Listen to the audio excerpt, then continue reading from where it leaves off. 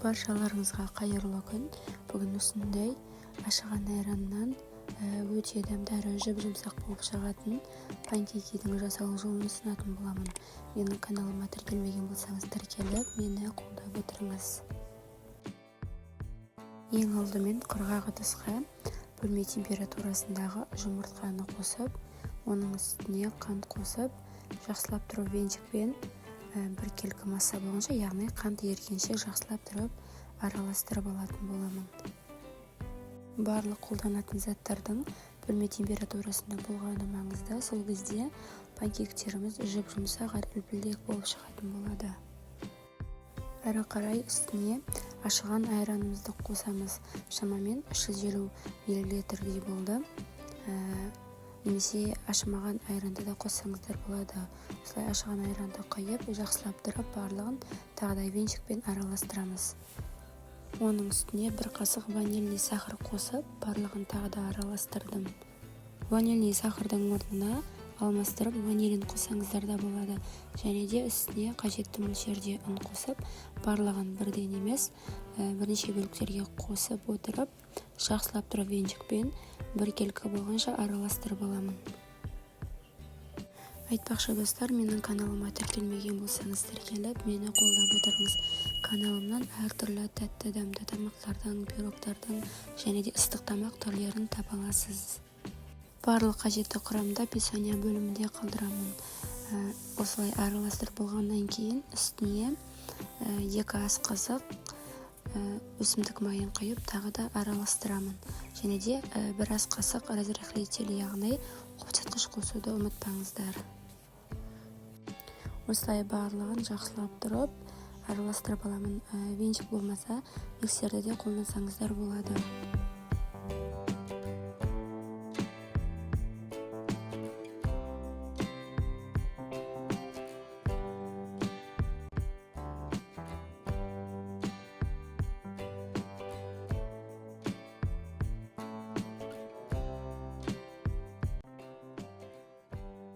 Осындай қоймалжың масса дайын болды. Енді осы массаны пісіріп алатын боламыз. Алдын ала табаны қыздырып қойып, табаға 1 қасықтан осылай құйып, одан да көп құйсаңыздар болады. Шамамен 1 қасықтай осылай құйып, бетін крышкамен жауып, 2 жағы толық қызарғанша пісіріп алдым. Пісіріп жатқан кезде кеп-кетпеуін қадағалаңыздар, және де астын жай басып, яғни баяу отта пісіріңіздер. Сол кезде асты кеп-кетпейтін болады.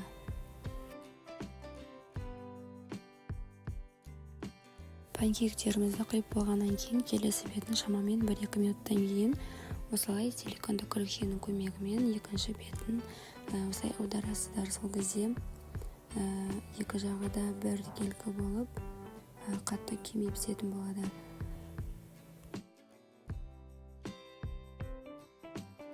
Сіз де осы рецептпен жасап көріңіз. Бір жасағынан сәтті әрі жұп-жұмсақ әрі дәмді болып шығады. Сіздермен болған тәтті рецептер жинағы менің каналыма тіркеліп, мені қолдауды ұмытпаңыз.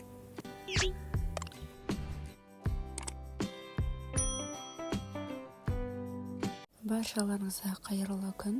Бүгін осындай өте дәмді, бір жасағынан сәтті шығатын, ерекше қызыл ірімшік қосылып жасалатын сметаниктің жасалу жолын ұсынатын боламын. Менің каналыма тіркелмеген болсаңыз тіркеліп, мені қолдап отырыңыз. Ең алдымен салқын сары майды ұнға қосып, жақсылап тұрып, қолымызбен ұшқылап, крошка дайындап аламын.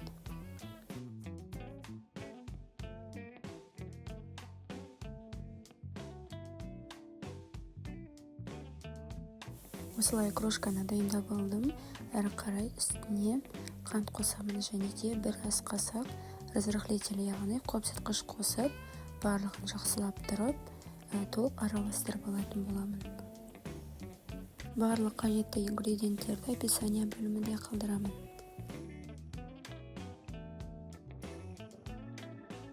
Әрі қарай үстіне 1 жұмыртқа қосып және де сметана қосып, жақсылап тұрып, барлығын қолыммен араластырып, осындай жұп-жұмсақ қамыр илеймін.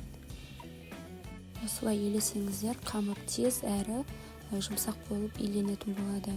Мен барлық пирог түріне осы рецепттерін қолданамын. Сізде тура осы рецептпен жасап көріңіз. Бір жасағаннан өте дәмді және идеальны қамыр болып шығады. Қамырды елеп болғаннан кейін жарты сағатқа холодильникке қойып алсаңыздар болады.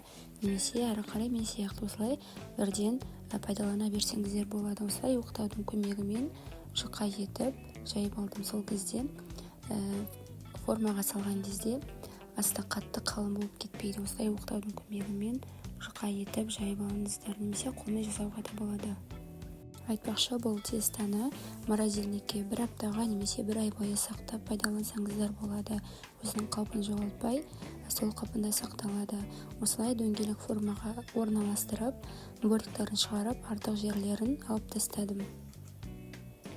Айтпақшы достар, менің каналыма тіркелмеген болсаңыз тіркеліп, мені қолдап отырыңыз. Каналымнан әртүрлі тәтті пирогтардың, торттардың, ыстық тамақ түрлерінің жасалу жолын көре аласыз.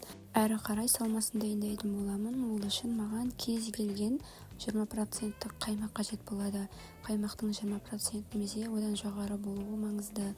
Осылай оның үстіне қант қосамын. Және де үпкіштен алдын ала өткізіп дайындап алған қызыл ірімшікті және де 2 жұмыртқа қосып, барлығын бір келгі болғанша венчикпен жақсылап тұрып араластырамын. Өте ұзақ араластырудың керегі жоқ, тек қана жұмыртқамыз толық осы массаға біріккенше ғана араластырып алу қажет. Осы уақыт аралығында пештеріңізді алдын ала 180 градуста қыздырып дайындап алыңыздар. Осылай салмасын құйып, үстіне алдын ала дайындап алған қызыл ірімшіктерді орналастырып шығамын. Негізі ол міндетті емес, бірақ сәндік үшін осылай істедім. Алдын ала қызып тұрған 180 градустағы пеште 35-40 минут аралығында толық қызарып піскенше пісіріп алатын боламын. Піскеннен кейін пештен бірден шығармайсыз, толық суығаннан кейін шығарып және де бөлме температурасында 2 сағаттай суытып аламыз. Холодильникке де 3-4 сағат қойып алсаңыздар артық етпейді. Осылай пирогым дайын болды. Бір жасағаннан сәтті әрі өте дәмді болып шықты. Сізде осылай мен дайындаған рецептпен жасап көріңіз. Бір жасағаннан өте дәмді болып шығады. Қонақ дастарханға немесе бестің шайына осы пирогты міндетті түрде жасап жеп көріңіз.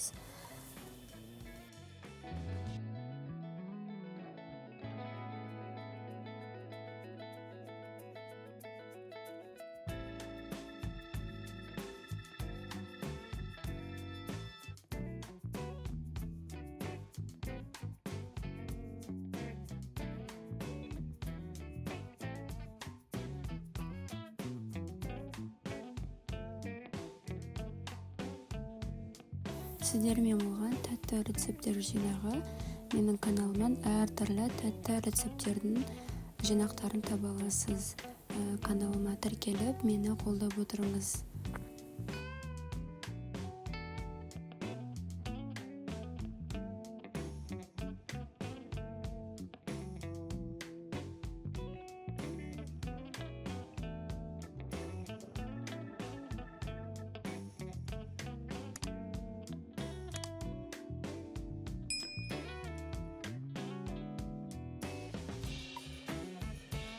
Баршаларыңызға сәлем. Бүгін осындай өте дәмді, бір жасағаннан сәтті шығатын, тестасы да жүп-жұмсақ әрі үгілмелі, дәмі ауызда еритін шығыс пирогының жасалу жолын ұсынатын боламын.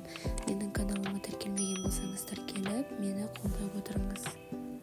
Ең алдымен оның үстіне қант қосып, оның үстіне разрыхлитель, яғни қопсытқыш қосып, барлығын араластырып, оның үстіне салқын сары майды қолданым. Сіздер бөлме температурасындағы сары майды да пайдалана берсеңіздер болады. Барлығын жақсылап тұрып, қолыммен мыжғылап, крошка дайындап алатын боламын.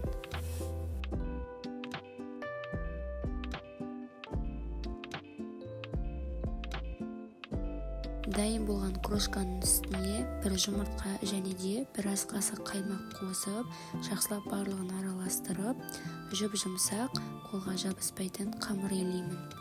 Мен барлық пирог түріне осы қамырды пайдаланамын. Келген қонақтардың барлығы қамыры өте жұмсақ болыпты деп айтады. Сондықтан сіздерге де осы тестаны жасап көруге кеңес беремін.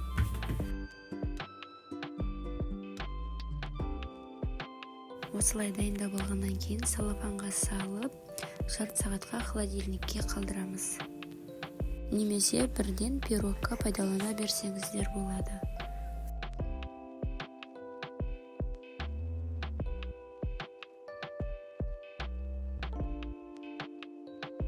Жарты сағат бойы тұрған қамырды алып, оқтаудың көмегімен осындай орташа қалыңдықта жайып алып, осындай дөңгелек формаға орналастырдым.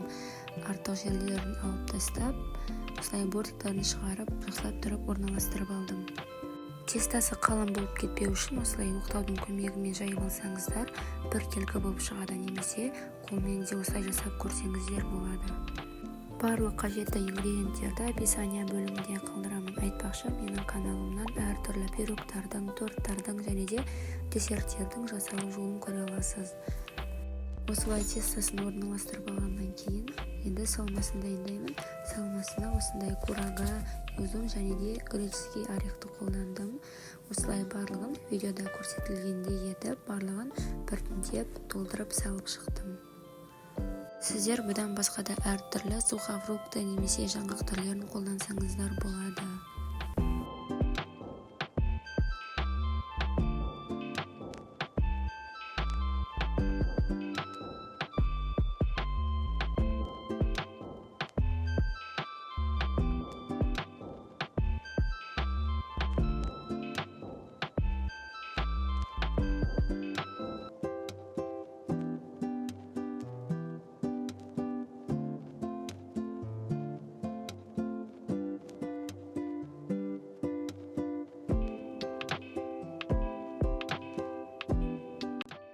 Барлығын осылай орналастырып салып шыққаннан кейін үстіне қойытылған сүт, яғни сгущенканы құйып пісіріп алатын боламын. Осы уақыт аралығында пештеріңізді алдын ала қыздырып қойғандарыңыз дұрыс.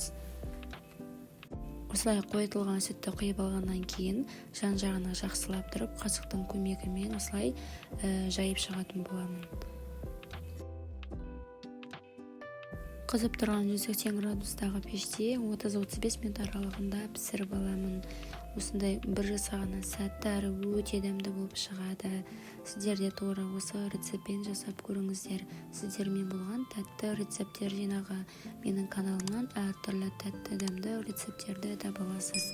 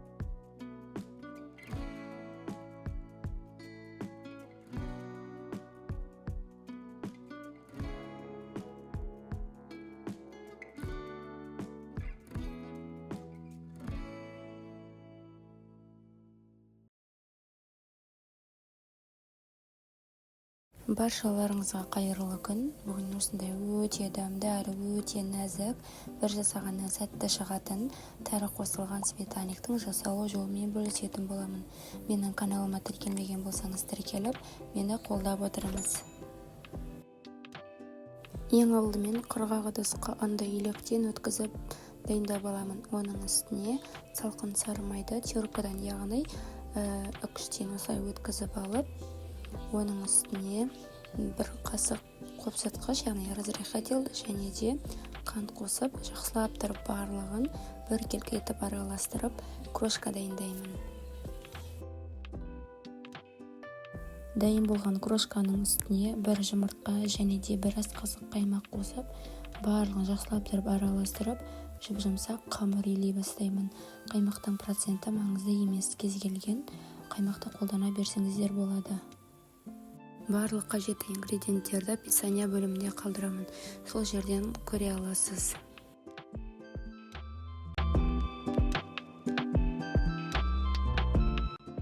Осылай жұп-жұмсақ қамыр илеп алғаннан кейін, енді осы қамырды целлофанға салып, жарты сағатқа холодильникке қалдырамын.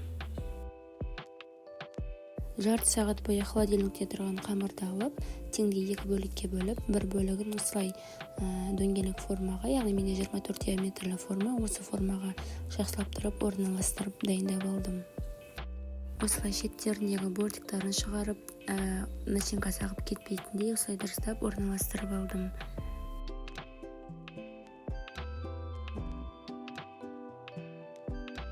Енді салмасын дайындайтын боламын. Ол үшін алдын ала осы тарыны жақсылап тұрып жуып алып, үстіне қайнап тұрған сүтті құйып, 10 минутқа бетін жауып қалдырамын.